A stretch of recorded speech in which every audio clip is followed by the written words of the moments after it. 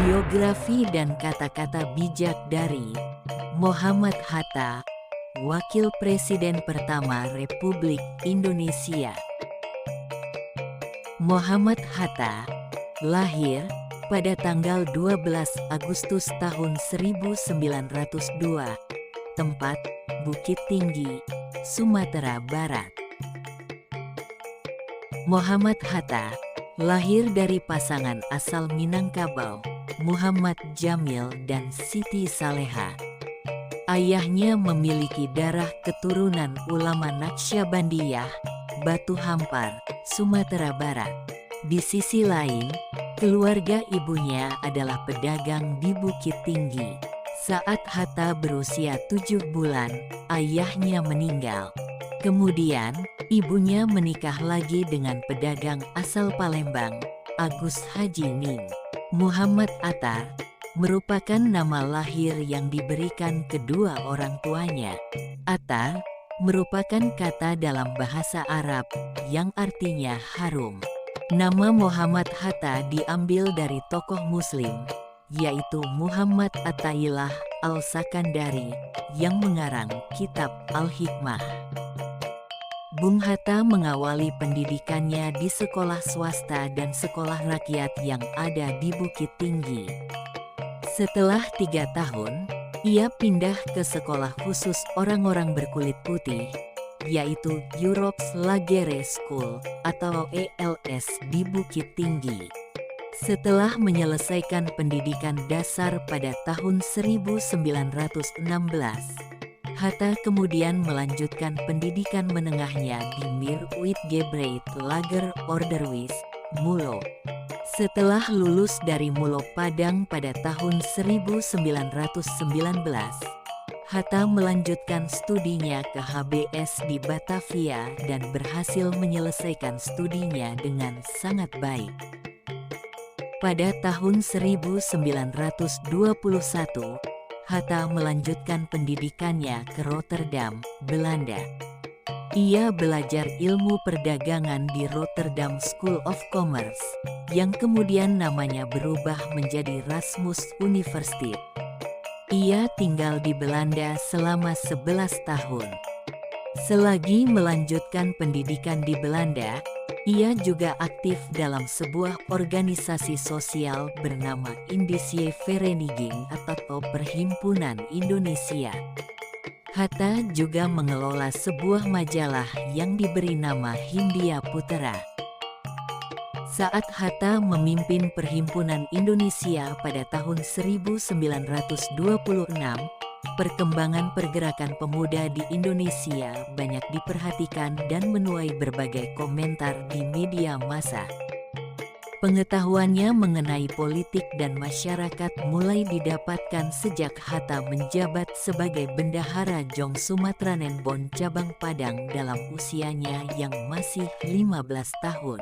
Hatta juga terbiasa untuk datang ke acara ceramah atau pertemuan politik, sehingga kesadaran politiknya terus berkembang. Hatta bersahabat dengan nasionalis India, Jawaharlal Nehru. Keduanya bertemu saat Hatta bergabung dengan Liga Menentang Imperialisme dan Kolonialisme pada tahun 1927. Ia pun kembali ke Indonesia pada tahun 1932. Layaknya para pejuang kemerdekaan lainnya, Hatta berkali-kali diasingkan. Pada tahun 1934, Hatta diasingkan ke Digul, kemudian ke Banda Neira pada tahun 1934. Pada saat diasingkan, Hatta tetap menulis artikel yang memberikan edukasi dan membahas pertarungan kekuasaan di Pasifik.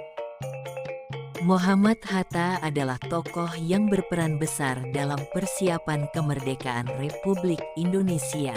Bersama Soekarno, Hatta memproklamasikan kemerdekaan di Jalan Pegangsaan Timur 56 Jakarta pada pukul 10. Sehari setelahnya, Hatta ditetapkan sebagai Wakil Presiden pertama Republik Indonesia. Menjadi sosok wakil presiden yang gigih, ia banyak berjuang demi Indonesia. Salah satunya adalah dengan mempertahankan naskah Linggarjati, hingga akhirnya naskah tersebut diterima oleh Komite Nasional Indonesia Pusat. Hatta dikenal sebagai Bapak Koperasi Indonesia. Ia diangkat menjadi Bapak Koperasi Indonesia pada tanggal 12 Juli tahun 1953 melalui Kongres Koperasi II di Bandung. Pada tanggal 1 Desember tahun 1956, Bung Hatta mundur dari jabatannya sebagai Wakil Presiden Republik Indonesia. Ia pun melanjutkan kegiatan sehari-harinya dengan menulis dan mengajar. Walaupun tak lagi menjadi seorang wakil presiden, Hatta tetap dianggap sebagai a great son of his country oleh rakyat dan pemerintah Tiongkok pada tahun 1957. Bung Hatta mengembuskan napas terakhirnya pada tanggal 14 Maret tahun 1980 di Rumah Sakit Cipto Mangunkusumo pada pukul 18.56. Ia kemudian dikebumikan di TPU Tanah Kusir, Jakarta. Bersama Bung Karno, Hatta secara resmi ditetapkan sebagai pahlawan nasional pada tanggal 7 November tahun 2012.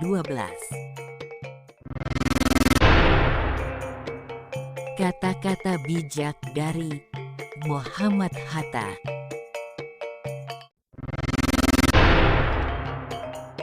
Hanya ada satu negara yang pantas menjadi negaraku. Ia tumbuh dengan perbuatan, dan perbuatan itu adalah perbuatanku. Pahlawan yang setia itu berkorban, bukan buat dikenal namanya, tetapi semata-mata membela cita-cita. Betul, banyak orang yang bertukar haluan karena penghidupan istimewa dalam tanah jajahan di mana semangat terlalu tertindas. Tetapi pemimpin yang suci senantiasa terjauh daripada godaan iblis itu.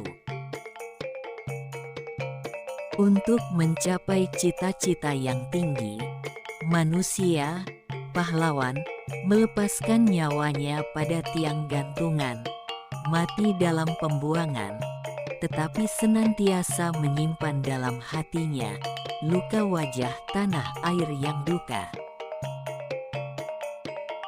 Koperasi juga bisa mendidik toleransi dan rasa tanggung jawab bersama. Dengan demikian, koperasi bisa mendidik dan memperkuat demokrasi sebagai cita-cita bangsa. Jatuh bangunnya negara ini sangat tergantung dari bangsa ini sendiri. Makin pudar persatuan dan kepedulian, Indonesia hanyalah sekedar nama dan gambar seuntaian pulau di peta. Jangan mengharapkan bangsa lain respek terhadap bangsa ini, bila kita sendiri gemar memperdaya sesama saudara sebangsa, merusak dan mencuri kekayaan Ibu Pertiwi. Menegakkan kedaulatan rakyat adalah mendidik rakyat supaya tahu berpikir, supaya tidak lagi membebek di belakang pemimpin-pemimpin, supaya keinsafan rakyat akan hak dan harga diri bertambah kuat dan pengetahuannya tentang hal politik, hukum dan pemerintahan bertambah luas. Koperasi juga akan mendidik semangat percaya pada kekuatan sendiri, self-help.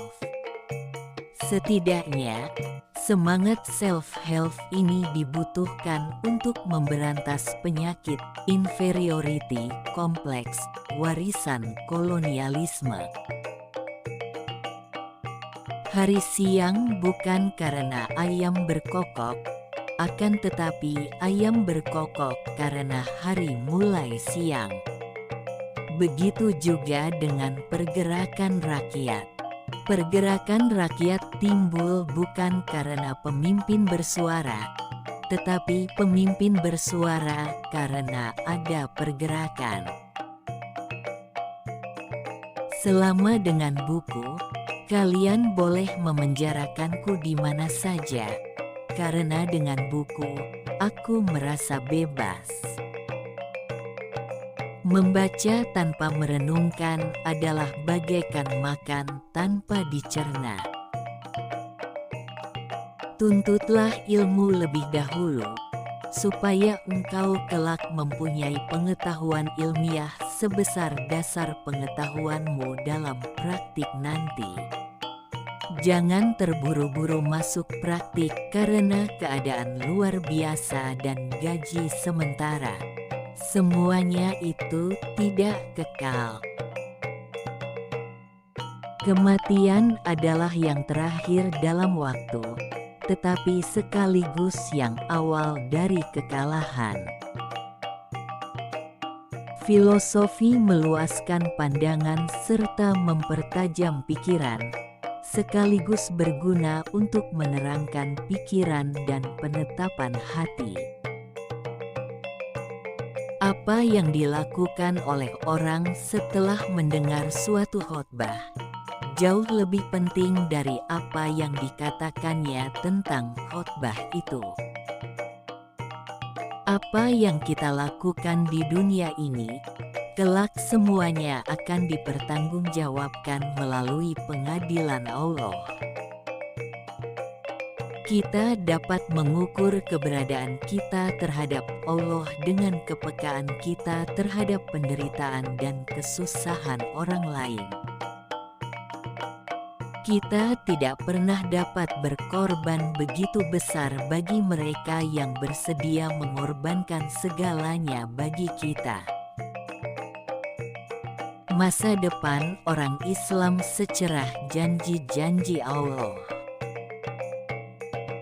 Hamba-hamba Allah penghuni surgawi harus menggunakan bahasa yang halus dan sopan. Keberanian bukan berarti tidak takut. Keberanian berarti menaklukkan ketakutan. Tak ada harta pusaka yang sama berharganya dengan kejujuran. Biarlah pengalaman masa lalu kita menjadi tonggak petunjuk, dan bukan tonggak yang membelenggu kita. Memang benar pepatah Jerman, Der Mensch ist, Wort es ist, artinya, sikap manusia sepadan dengan caranya ia mendapat makan. Kurang cerdas dapat diperbaiki dengan belajar, kurang cakap dapat dihilangkan dengan pengalaman. Namun tidak jujur sulit diperbaiki. Agar perut rakyat terisi, kedaulatan rakyat perlu ditegakkan. Rakyat hampir selalu lapar bukan karena panen buruk atau alam miskin, melainkan karena rakyat tidak berdaya. Indonesia merdeka tidak ada gunanya bagi kita apabila kita tidak sanggup untuk mempergunakannya memenuhi cita-cita rakyat kita, hidup bahagia dan makmur dalam pengertian jasmani maupun rohani. Perjuanganku melawan penjajah lebih mudah, tidak seperti kalian nanti. Perjuangan kalian akan lebih berat karena melawan bangsa sendiri. Tak ada harta pusaka yang sama berharganya dengan kejujuran. Berpuluh-puluh pemimpin kita yang meringkuk dalam bui sengsara dalam pembuangan di Bovendigul, dengan tiada mempunyai pengharapan akan kembali lagi.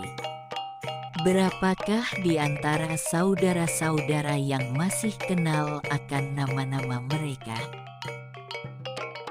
Maka dengan tercapainya penyerahan kedaulatan, perjuangan belum selesai. Pemimpin sejati adalah pemimpin yang sanggup menyediakan penggantinya. Malahan kita berada pada permulaan perjuangan yang jauh lebih berat dan lebih mulia, yaitu perjuangan untuk mencapai kemerdekaan daripada segala macam penindasan.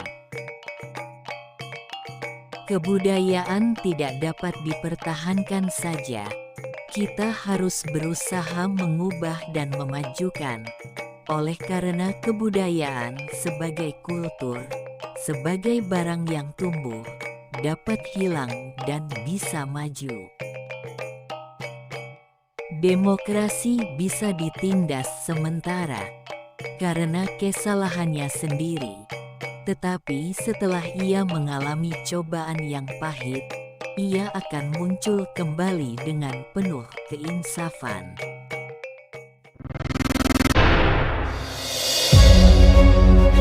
Terima kasih telah menonton video ini. Semoga bermanfaat dan menjadi inspirasi. Jangan lupa untuk like dan subscribe. Jangan lewatkan video berikutnya.